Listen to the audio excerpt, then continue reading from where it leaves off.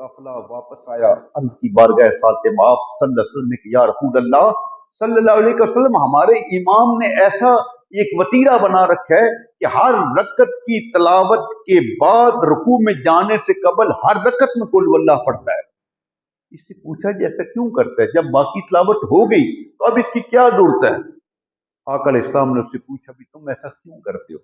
उसने अर्ज की या रसूल अल्लाह, मुझे इस सूरत से प्यार है, मुझे ये महबूब है, क्योंकि इसमें मेरे रब की सिफात का जिक्र है, इसलिए मुझे इससे प्यार है।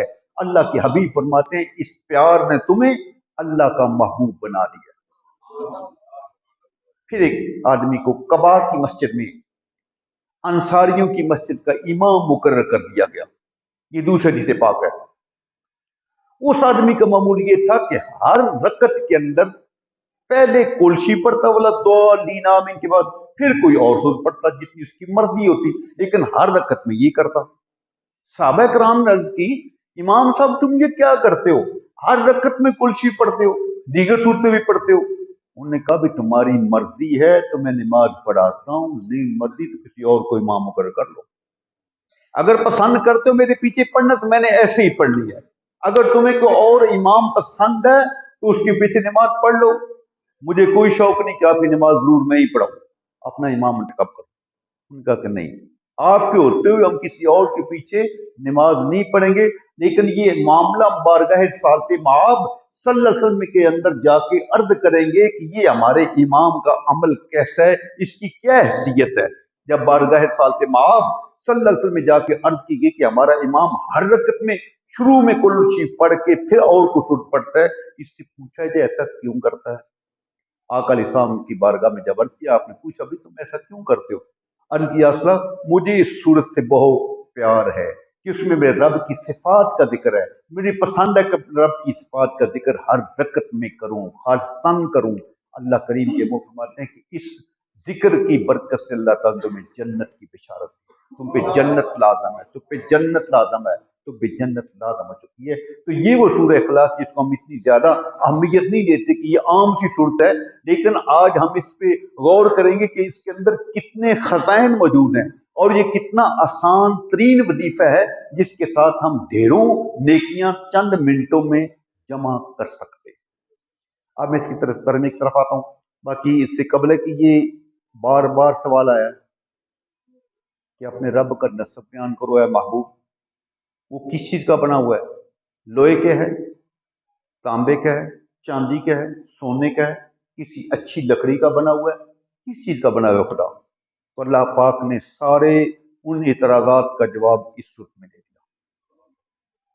शिर्क की 3-4 किस्में हैं, रब ने सारी किस्मों का रद्द इसमें कर दिया।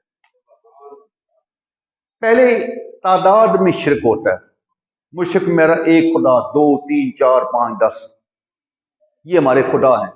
लात मनात हुबल उज्जा ये बड़े मशहूर बुत थे जो खुदा के मनसब पे उन्होंने बराजमान कर रखे थे। रब्बी करने फरमाता है कुल हुवल्लाहु अहद, महबूब इनको फरमा दीजिए अल्लाह एक है, दूसरा है ही कोई। वो एक ही इस पूरी कायनात का खालिक भी है, मालिक भी है, राज़िक भी है। उसकी जात में कोई शरीक नहीं, ना जात में, ना सिफात में, ना सिफात के तकाज़ों में कोई शरीक है।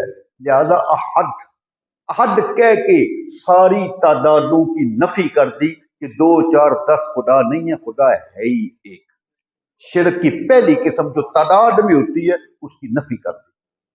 दूसरा होता है कि किसी मनसब के अंदर कोई शरीक किया जाता है। रब्बी कायनात ने अल्लाह समद ये जिक्र फरमाया कि वो रब कौन है जो समद है। समद का मतलब क्या है? समद का मतलब है जिसका सारा जहान कसद करता है, जिसका सारा जहान मोहताज है, वो किसी का मोहताज नहीं, उसको बोलते हैं असमद। जिसका सारा जहान मोहताज है वो किसी का मोहताज नहीं है, हर कोई उसी का कसद करता है अपनी हाजात के लिए, अपनी जरूरियात के लिए, अपनी ख्वाहिशात की तकमील के लिए, अपनी मुरादें मांगने के लिए जिस जात की तरफ रुजू किया जाता है वो अल्लाह समद।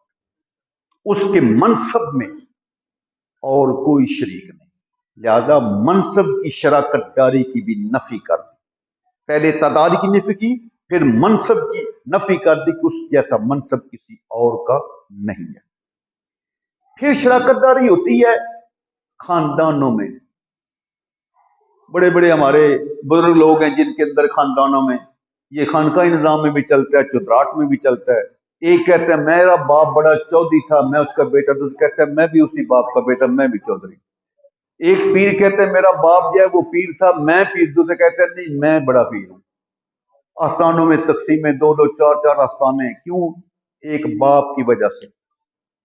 خاندان ایک ہونے کی وجہ سے شرک کیا جاتا ہے، ٹھیک ہے، یا کسی کے منصب کے حساب سے کہ وہ خاندان کون سا ہے۔ رب کائنات نے نفی کر دی لم یلد ولم یولد۔ وہ پوچھنے والوں کیا پوچھتے ہو؟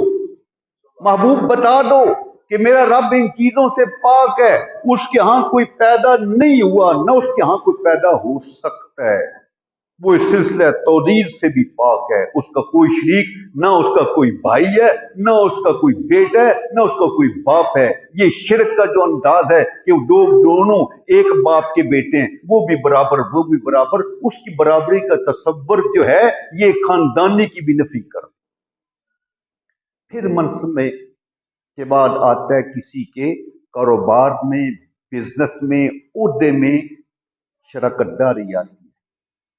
رب نے فرمایا وَلَمْ يَكُنْ لَهُ كُفُوًا أَحَدٌ۔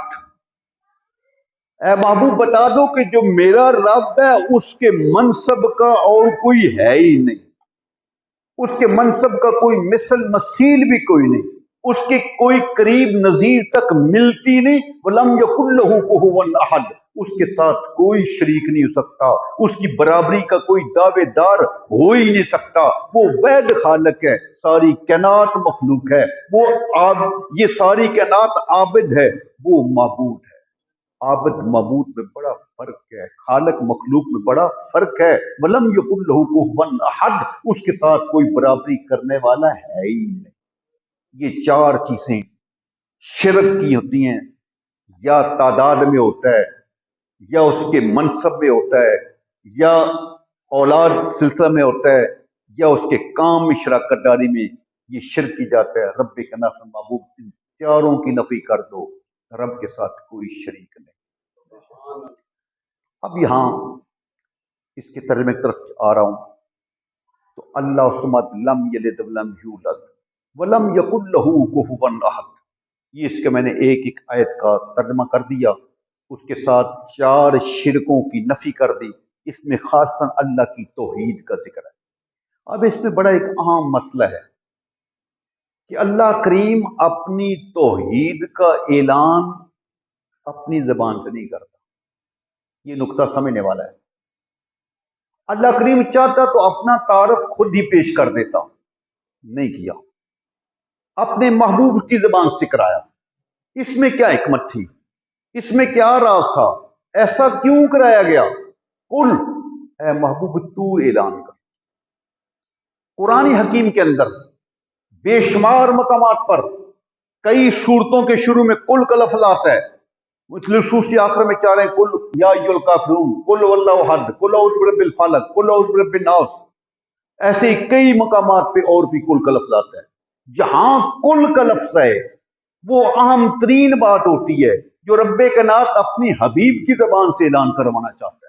اب یہاں اپنی توحید کا اعلان ہے، محبوب کی زبان استعمال کرنے کی کیا ضرورت ہے؟ اس لیے کہ رب کائنات لوگوں کو گمراہی سے بچانا چاہتا ہے۔ تاریخ انسانی تو اٹھا کر دیکھو، کتنے انبیاء دنیا میں تشریف لائے، 1,24,000 انبیاء اور رسول دنیا میں لوگوں کی ہدایت کے لیے تشریف لائے۔ جس نبی کو بھیجا اس کو شان دے کے بھیجا، اس دور کے تقاضوں کو پورا کرنے کے لیے معجزات دے کے بھیجے، کمالات دے کے بھیجے، ان لوگوں کی ڈیمانڈوں کو پورا کرنے کی طاقتیں دے کر بھیجی، بے شمار معجزات کا فرمائے۔ لیکن جتنے معجزات ان نبیوں کو جزوی طور پہ دیے گئے تھے وہ سارے کے سارے کلی طور پر بے کمال ہی، بے عروج ہی، بے تمام ہی رب کائنات نے اپنے حبیب کو عطا کر کے بھیجے۔ ان کو جزوی تھے کہ ان کی نبوتیں اپنے اپنے وقت تک تھی، اپنی حدود تک تھی، اپنی قیود میں محدود تھی، لیکن اللہ کے نبی کے لیے نہ زمانے کی کوئی حد ہے نہ کوئی مکان کی کوئی حد ہے. جہاں جہاں خدا کی خدائی ہے وہاں وہاں مصطفیٰ کی رسالت بھی ہے، رحمت بھی ہے. اس کی حدیں ختم کر دی ہیں، اس کی آپ کو صفات بھی مکمل دی گئی ہیں. اس شاعر نے کیا خوب کہا، حسن یوسف دم عیسیٰ ید بیضا داری، آنچ خوبہ ہمہ دارن تو تنہا داری. جتنی صفات باقی نبیوں کو عطا کی وہ ساری کی ساری ذات مصطفیٰ میں جمع ہے. تاریخ اٹھا کر دیکھو، جو انبیاء کے معجزات لوگ دیکھتے تھے وہ بھٹک جاتے تھے. یہودیوں کی تاریخ اٹھا کر دیکھو، حضرت عزیر کی شان کو دیکھتے ہیں، حضرت موسیٰ کی شان کو دیکھتے ہیں، وہ بھٹک جاتے ہیں، کیونکہ ہر نبی کو رب نے معجزات دے کے بھیجے ہیں. جس وقت وہ معجزہ دیکھتے وہ حیران رہتے، کہتے نہیں یہ عزیر تو اللہ کا بیٹا ہے، یہ تو اللہ کا بیٹا ہے. شرک کر دیتے. ایسے حضرت مریم کی شان دیکھی، شرک کر دیا. ان کے بیٹے عیسیٰ کی شان دیکھی، کیا شان ہے کہ وہ مردوں کو زندہ کر دیتے ہیں، کوڑی کے مریضوں کو شفا دے دیتے ہیں، مادرزاد انڈوں کے اوپر ہاتھ پھیر کے ان کو بینائی دے دیتے ہیں. جو تم گھر کھا کے آتے ہو چھپا کے آتے ہو، حضرت عیسیٰ اسٹیج پہ بیٹھ کے بتاتے ہیں کیا کھا کے آئے ہو، گھر کیا چھپا کے آئے ہو. یارو اگر ایک محتاج نبی کی یہ شان ہے کہ وہ اپنی مجلس میں بتا سکتا ہے، قرآن کہہ رہا ہے تم جو کچھ کھا کے آتے ہو چھپا کے آتے ہو، حضرت عیسیٰ ان کو بھری مجلس میں بتا سکتے ہیں. امام الانبیاء کی شان کتنی بلند ہوگی. حضرت عیسیٰ تو حضور کے امتی بن کے آئیں گے، چوتھے آسمان پہ موجود ہیں، ماں انتظار ہیں. جب وقت مقررہ آئے گا دمشق کی جامع مسجد کے اوپر وہ مینار زرد میں ملبوس لباس میں نیچے آئیں گے، پھر لا الہ الا اللہ عیسیٰ روح اللہ نہیں، لا الہ الا اللہ محمد رسول اللہ کے پڑھائیں گے. اگر اس نبی کی یہ شان ہے کہ وہ جو کچھ کھاتے وہ بھی بتاتا ہے، جو چھپاتے وہ بھی بتاتا ہے، مردوں کو زندہ کر سکتا ہے، تو امام الانبیاء کی شان تو کہیں اس سے زیادہ ہے. تو سامنے محترم، اسی طریقہ سے کسی نے نبیوں کو خدا کا شریک بنا دیا. اقانیم ثلاثہ کا ذکر کرتے ہیں عیسائی لوگ، تین خدائے ہیں، خدا بھی خدا ہے، عیسیٰ بھی خدا ہے، مریم بھی خدا ہے. الغرض تاریخ اٹھا کر دیکھو، وہ لوگ جب شان نبی کی دیکھتے بھٹک جاتے، گمراہ ہو جاتے، پھسل جاتے. ان نبیوں کی شانیں تو تھوڑی تھی، مختصر تھی. یہ جو نبی سراپا نور بن گیا، سراپا معجزہ بن گیا، اس کے معجزات تو بہت بلند و بالا ہیں. اس لیے نبی کریم کو فرمایا کہ محبوب تو اعلان کر، کیونکہ تیری شان سب سے بلند ہے. کیا شان ہے اے محبوب، اگر تو پنگوڑے میں کھیل رہا ہے تو اشارہ کرے گا چاند ٹکڑے ہو جائے گا. تیرے اشارے پہ بچپن میں چاند رقص کرے گا. تو اشارہ کرے گا چاند ٹکڑے ہو جائے گا، اشارہ کرے گا چاند جڑ جائے گا. محبوب تیری شان ہے علی کی قضا نماز کو تو دوبارہ ادا کرنے پہ قادر ہے، ڈوبے سورج کو پلٹا سکتا ہے. محبوب یہ تیری شان ہے، تو اشارہ کرے گا پتھر کلمہ پڑھیں گے، تو اشارہ کرے گا درخت ہلتے ہوئے تیری بارگاہ میں آ کے تیری شہادت دیں گے.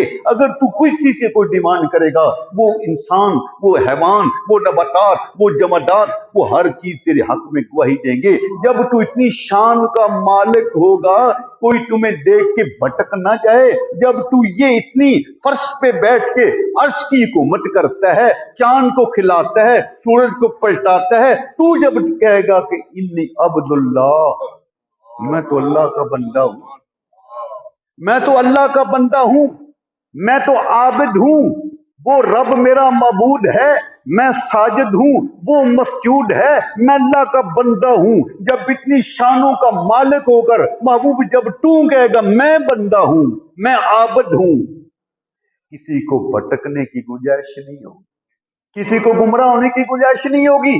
کیونکہ اتنی شانوں کا مالک کہتا ہے میں بندہ ہوں. میں اپنی جبین نیاز جھکا کے کہتا ہوں سبحان ربی الاعلیٰ، سبحان ربی الاعلیٰ، میرا رب سب سے بلند و بالا ہے. ایاک نعبد و ایاک نستعین جب تو کہے گا لوگوں کو سمجھ آ جائے گی، یہاں بھٹکنے کی گنجائش نہیں. اگر اتنی شانوں کا مالک محبوب بھی رب کی بندگی کے بغیر گزارا نہیں ہے، اس کی بندگی کا دم بڑھتا ہے، قوم کو سکھاتا ہے، لہذا اب یہ گنجائش نہیں کوئی اس کے ساتھ شرک کر سکے، اس کی ذات میں، اس کی صفات میں، اس کے منصب میں کوئی سوالات کا جواب دیجیے. اس لیے رب کائنات نے فرمایا کل محبوب تو اعلان کر.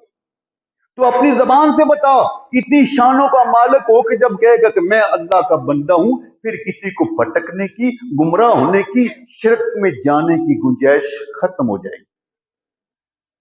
اب اس کی تھوڑی سی اور فضیلت باقی ہے، وہ ذکر کر کے ٹائم ختم ہو جاتا ہے۔ آقا علیہ السلام نے اس کی ایک اور شان بیان فرمائی۔ ایک صحابی سال بن سعدی وہ حاضر ہوا، عرض کرتا ہے یا رسول اللہ، جب سے اسلام قبول کیا ہے نا، تنگ دستی گھر میں رہتی ہے۔ پہلے بھی حالات ٹھیک نہیں تھے، تنگ دستی ہے، رزق کی کمی ہے، مقروض رہتا ہوں، یا ایسا کرم فرماؤ، کوئی ایسا وظیفہ ارشاد فرماؤ کہ میری تنگ دستی ختم ہو جائے، میرے گھر میں برکتیں آ جائیں۔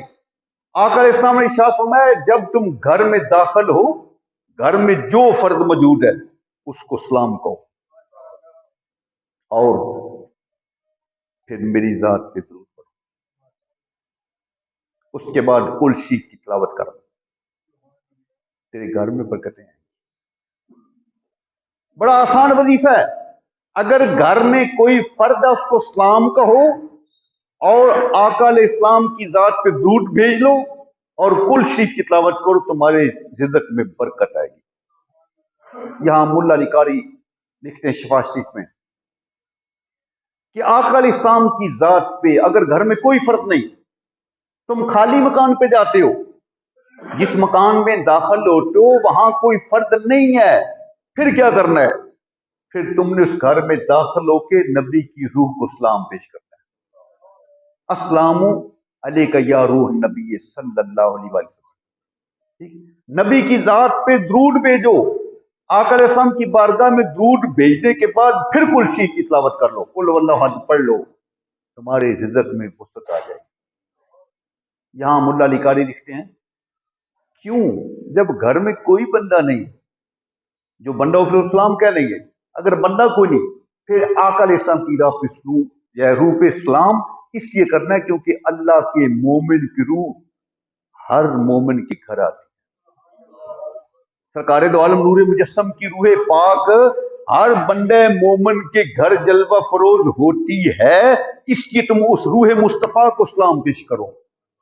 جب روح مصطفیٰ کو اسلام پیش کرو گے، اس کے بعد پھر رب کی توحید کا ذکر کرو گے، قل هو اللہ احد کی تلاوت کرو گے، تمہارے رزق میں اتنی برکت آ جائے گی۔ وہ صحابی عرض کرتے ہیں کہ چند دن کے وظیفے کے بعد اللہ تعالیٰ نے میرے مال میں اتنی برکتیں دے دی، اتنی برکتیں دی کہ میں اپنے آس پاس محلے داروں کو، ضرورت مندوں کو، حاجت مندوں کو خود قرض دیا کرتا تھا۔ پہلے میں قرض لیا کرتا تھا، لیکن اس عمل کے بعد، قل واللہ کی تلاوت کے بعد، اب میرے گھر میں اتنی برکتیں ہو چکی کہ اب مجھے تنگ دستی کبھی نہیں آئی۔ اس لیے یہ وظیفہ میرے شیخ حضور الامت جسٹس پیر محمد کرم شاہ صاحب رحمۃ اللہ تعالی علیہ نے اس کا اذن عام فرمایا ہے۔ اپنی کتاب تفسیر القرآن کے اندر اس سورت کے اوپر تفصیل روشنی بھی ڈالی ہے، ساتھ یہ اذن عطا فرمایا کہ جو تنگ دست لوگ ہیں، پریشان حال لوگ ہیں، وہ صبح و شام میں تلاوت کریں، رات کو بھی تلاوت کریں سورہ قل واللہ احد کی، اور جو بالخصوص گھر میں کوئی آدمیت کو سلام کہہ کے قل واللہ کی تلاوت کر دیں، گھر میں کوئی آدمی نہیں تو آقا علیہ السلام کی ذات پہ درود بھیج کر اس کی جو ہے تلاوت کریں۔ جب تلاوت کرو گے اس کی برکتیں ہوں گی۔